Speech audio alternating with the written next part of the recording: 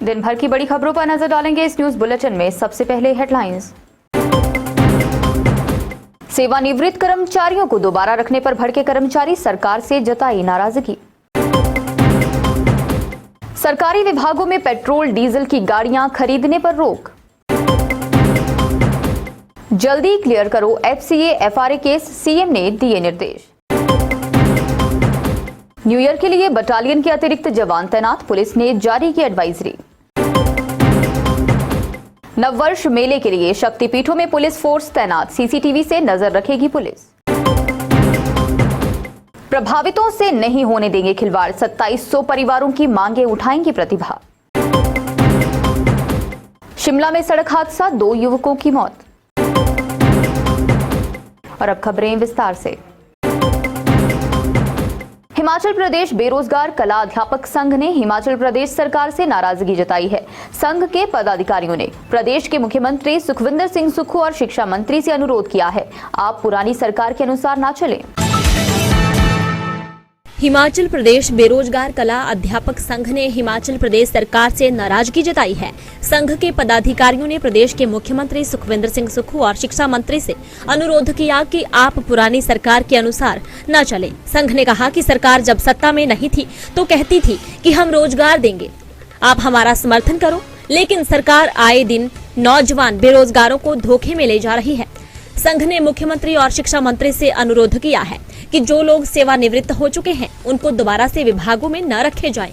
बेरोजगार कला अध्यापक संघ ने कहा कि बेरोजगार युवा सरकार इसलिए बदलते हैं ताकि नई सरकार से उनको रोजगार मिल सके, लेकिन सरकारें बेरोजगार युवाओं का शोषण कर रही हैं। बेरोजगार कला अध्यापक संघ ने सीएम और शिक्षा मंत्री से मांग की है कि शिक्षा विभाग में कोई भी सेवानिवृत्त हुए कर्मचारियों को न रखा जाए। अगर प्रदेश सरकार ऐसा करती है तो इसका खामियाजा भुगतना पड़ सकता है। बेरोजगार कला अध्यापक संघ ने कहा कि जो नोटिफिकेशन जारी की गई है कि सेवानिवृत्त हुए लोगों को दोबारा रखने की, उसको तुरंत वापस लिया जाए। हिमाचल को हरित ऊर्जा राज्य बनाने तथा ई वाहनों को प्रोत्साहित करने के दृष्टिगत मुख्यमंत्री सुखविंदर सिंह सुक्खू ने सभी सरकारी विभागों को 1 जनवरी 2024 से डीजल या पेट्रोल वाहन न खरीदने के निर्देश दिए हैं। अति आवश्यक होने पर केवल प्रदेश मंत्रिमंडल की स्वीकृति के बाद ही विभाग पेट्रोल या डीजल वाहनों की खरीद कर सकेंगे। अपने पहले बजट में ही मुख्यमंत्री सुक्खू ने व्यवस्था परिवर्तन की दिशा में बड़ा कदम उठाते हुए विद्युत चालित वाहन पर राज्य सरकार का विजन स्पष्ट किया और आगे बढ़कर स्वयं भी इलेक्ट्रिक वाहन का उपयोग कर मिसाल पेश की। राज्य सरकार के प्रयासों के कारण ही आज सरकारी ई वाहनों की संख्या 185 हो गई है, जबकि प्रदेश में पंजीकृत निजी इलेक्ट्रिक वाहनों की संख्या 2733 तक पहुंच गई है। सीएम सुक्खू ने कहा, राज्य सरकार हिमाचल में ई व्हीकल को बढ़ावा दे रही है।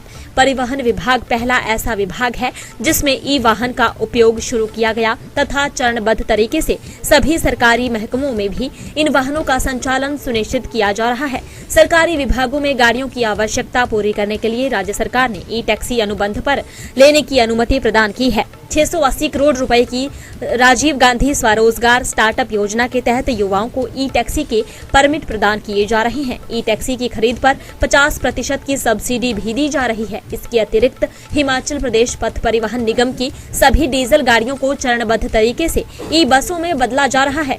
हाल ही में ई बसें बनाने वाली कंपनियों के साथ बैठक में हिमाचल की भौगोलिक परिस्थितियों के अनुरूप गाड़ियां तैयार करने का अनुरोध किया गया है। Dabur Amla hair oil presents Divya Himachal dance season 9 powered by Arni university. Himachal का सबसे बड़ा डांस कंपटीशन। विजेताओं को नकद पुरस्कारों के साथ साथ टीवीएस जुपिटर 110 सीसी स्कूटर जीतने का मौका। सुपर जूनियर और सीनियर कैटेगरी के लिए मुकाबला। ऑडिशन के बाद अब होंगे सेमीफाइनल्स हमीरपुर के बसंत रिसोर्ट में 1 और 2 जनवरी 2024 को।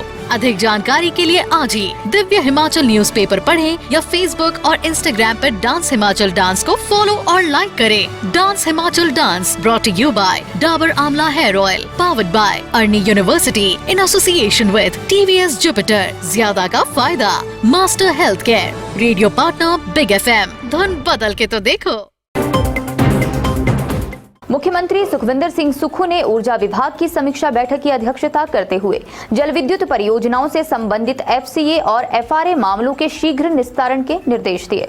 उन्होंने कहा कि विभिन्न स्वीकृतियों संबंधी मामलों के कारण लगभग 11,000 मेगावाट क्षमता की जल विद्युत परियोजनाएं रुकी हुई हैं। मुख्यमंत्री सुखविंदर सिंह सुक्खू ने ऊर्जा विभाग की समीक्षा बैठक की अध्यक्षता करते हुए जल विद्युत परियोजनाओं से संबंधित FCA और FRA मामलों के शीघ्र निस्तारण के निर्देश दिए। उन्होंने FCA और FRA प्रक्रिया को सुगम बनाने के दृष्टिगत वन और ऊर्जा विभाग को एक समिति गठित करने के भी निर्देश दिए। इसके अतिरिक्त जिलों में आवश्यक वनीकरण के दृष्टिगत उपायुक्तों और वन मंडल अधिकारियों को भूमि चिन्हित करने को भी कहा। मुख्यमंत्री ने कहा कि हिमाचल को आत्मनिर्भर राज्य बनाने के दृष्टिगत जल विद्युत क्षमता का समुचित दोहन सबसे महत्वपूर्ण है। ऐसे में सभी संबंधित विभाग इन परियोजनाओं का समयबद्ध पूर्ण करने तथा लोगों को इसका समय पर लाभ उपलब्ध करवाने के दृष्टिगत कार्य करें। उन्होंने 800 मेगावाट क्षमता की पार्वती और 100 मेगावाट की उहल तृतीय चरण जल विद्युत परियोजनाओं को वर्ष 2024 तक पूरा करने के भी निर्देश दिए। सुक्खू ने कहा कि वर्तमान सरकार प्रदेश व यहाँ के लोगों के हितों को ध्यान में रखते हुए निर्णय ले रही है और विद्युत परियोजनाओं में रॉयल्टी बढ़ाने का मामला इसी के दृष्टिगत उठाया गया है। मुख्यमंत्री ने राजीव गांधी स्वरोजगार स्टार्टअप योजना के चरण 2 की भी समीक्षा की। हिमाचल प्रदेश में नववर्ष के जश्न की तैयारियां कर ली गई हैं। प्रदेश में नए साल के जश्न में उमड़ने वाली पर्यटकों की भीड़ को लेकर traffic and tourist railway police ने प्रदेश के जिलों के लिए एडवाइजरी जारी की है। हिमाचल प्रदेश में नए साल की पूर्व संध्या पर राज्य में बड़ी संख्या में पर्यटकों के आने की उम्मीद है। नववर्ष पर प्रदेश के पर्यटक स्थलों शिमला, मनाली, कसोल, धर्मशाला, डलहौजी और अटल टनल में पर्यटकों के भारी मात्रा में आने की संभावना है। इसी कड़ी में हिमाचल प्रदेश पुलिस द्वारा कानून व व्यवस्था, यातायात संचालन एवं अन्य आवश्यक सुरक्षा की दृष्टि से भरपूर प्रबंध किए गए हैं। नववर्ष को लेकर जिलों के लिए बटालियन से अतिरिक्त पुलिस फोर्स उपलब्ध करवाई गई है। इसके साथ साथ संबंधित जिलों पुलिस अधिकारियों को आवश्यक दिशा निर्देश भी दिए गए हैं। नववर्ष के लिए पुलिस अधिकारियों के नाम, मोबाइल नंबर जिला पुलिस की वेबसाइट उपलब्ध होंगे। Traffic and tourist railway police के ASP नरवीर राठौर ने बताया कि नववर्ष के दौरान कानून और व्यवस्था, यातायात और भीड़ प्रबंधन को प्रभावी ढंग से बनाए रखने के लिए पुलिस कर्मियों को निर्देश दिए गए हैं। जिलों में पर्यटकों को यातायात मोड़, यदि कोई हो, अतिरिक्त पार्किंग व्यवस्था और संभावित मौसम के बारे में सूचित करने के लिए पुलिस TTR और जिला पुलिस सोशल मीडिया के माध्यम से व्यवस्थाओं की जानकारी दी जाएगी। नववर्ष मेले के लिए प्रदेश के शक्तिपीठों सहित धार्मिक स्थलों में श्रद्धालुओं की सुरक्षा के लिए पुलिस फोर्स तैनात की जाएगी। इसके अलावा पर्यटन स्थलों पर भी पुलिस का पहरा रहेगा। नववर्ष के लिए प्रदेश के शक्तिपीठों सहित धार्मिक स्थलों में श्रद्धालुओं की सुरक्षा के लिए पुलिस फोर्स तैनात की जाएगी। प्रदेश के ऊना, बिलासपुर और कांगड़ा जिला के शक्तिपीठों एवं हमीरपुर जिला के द्योट सिद्ध मंदिर के अलावा प्रदेश की राजधानी शिमला एवं मैक्लोडगंज में नववर्ष के लिए लोगों की सुरक्षा में पुलिस फोर्स तैनात की जाएगी। जानकारी के अनुसार ऊना जिला के चिंतपूर्णी मंदिर में 31 दिसंबर से 2 जनवरी तक नववर्ष मेले के लिए जिला पुलिस व होमगार्ड के करीब 140 जवान तैनात किए गए हैं। SP ऊना अरजित सेन ठाकुर ने बताया कि नववर्ष मेले के लिए 60 पुलिस जवान और 80 के करीब होमगार्ड जवान तैनात किए जाएंगे। इसके अलावा कांगड़ा जिला में ज्वालाजी मंदिर में 50 पुलिस व होमगार्ड के जवान, बजरेश्वरी देवी में 40 पुलिस व होमगार्ड जवान, चामुंडा देवी मंदिर के लिए स्थानीय पुलिस थानों से 25 पुलिस जवान तैनात किए जाएंगे।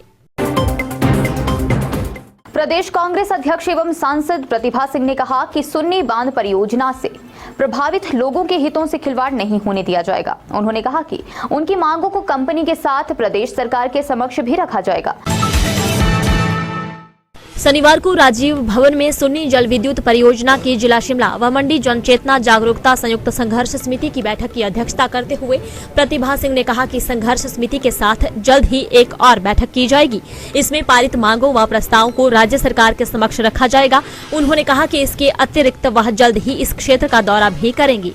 बैठक में संघर्ष समिति ने कंपनी पर मनमानी करने का आरोप लगाते हुए कहा कि इस परियोजना में भूमि अधिग्रहण के नियमों की पूरी तरह अनदेखी की जा रही है। उन्होंने कहा कि भूमि का मूल्य मुहाल की दर से दिया जा रहा है, जो उन्हें कतई मंजूर नहीं है। उन्होंने कहा कि इस परियोजना से लगभग 2700 परिवार प्रभावित हो रहे हैं। इसलिए उन्हें इस परियोजना में स्थायी रोजगार के साथ साथ उनकी जमीन का बाजार भाव से भूमि का उचित मुआवजा मिलना चाहिए। उन्होंने कहा कि उनकी जमीन का अधिग्रहण फैक्टर 2 के प्रावधान के तहत मुआवजा निर्धारित किया जाना चाहिए।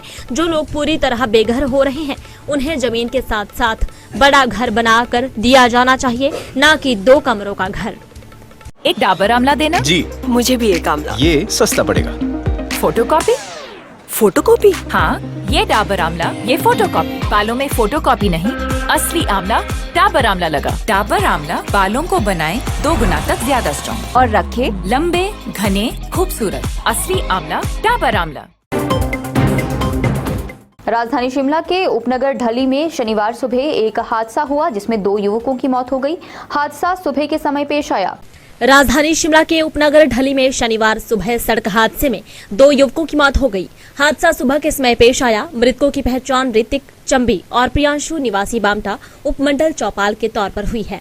दोनों की उम्र करीब 23 साल है। पुलिस हादसे के कारणों की जांच कर रही है।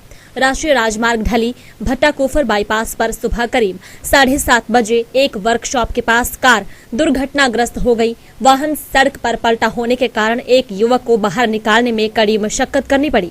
हादसे में एक युवक ने मौके पर ही दम तोड़ दिया, जबकि दूसरे युवक की अस्पताल ले जाते समय मौत हो गई। एएसपी सुनील नेगी ने बताया कि हादसे के कारणों की जांच की जा रही है। चलते चलते में नजर डालेंगे कुछ और बड़ी खबरों पर। जयराम सरकार के कार्यकाल में हिमुडा को करोड़ों का हुआ नुकसान, पूर्व मंत्री रामलाल ठाकुर ने जड़े आरोप। 6 जनवरी को हमीरपुर दौरे पर आएंगे उपराष्ट्रपति जगदीप धनखड़। डीसी ने तैयारियों को लेकर की समीक्षा।